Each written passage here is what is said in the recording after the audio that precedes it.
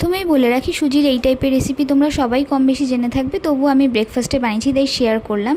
যতটা সুজি নেবে তার অর্ধেকটা টক দই নেবে, তার মধ্যে জল আর স্বাদ মতো নুন আর চিনি দিয়ে 1 ঘন্টা মতো রেস্টে ব্যাটারটা রেখে দেবে। এরপর চাটনির জন্য কড়াইতে ছোলার ডাল আর কিছুটা বাদাম নিয়ে ভালো করে টেলে নিয়ে মিক্সার গ্রাইন্ডারে দিয়ে যেমন ঝাল খাও সেই অনুযায়ী কাঁচা লঙ্কা, আদা, একটু টক দই, নুন আর মিষ্টি দিয়ে চাটনিটা রেডি করে নেবে। ফোড়নের জন্য শুকনো লঙ্কা, কারি পাতা আর সর্ষে দিয়ে ভালো করে ভেজে নিয়ে এটা মিশিয়ে নিতে হবে।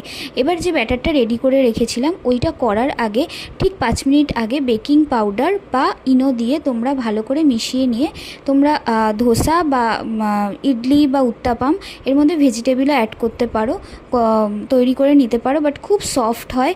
আর আমার যেহেতু হাতে সময় ছিল না তাই উত্তাপাম টাইপেরই বানিয়েছি। আমার হাজব্যান্ডকে টেস্ট করতে দিয়েছি, ওর তো ভীষণ ভালো লেগেছে, ভালোই রিভিউ পেয়েছি।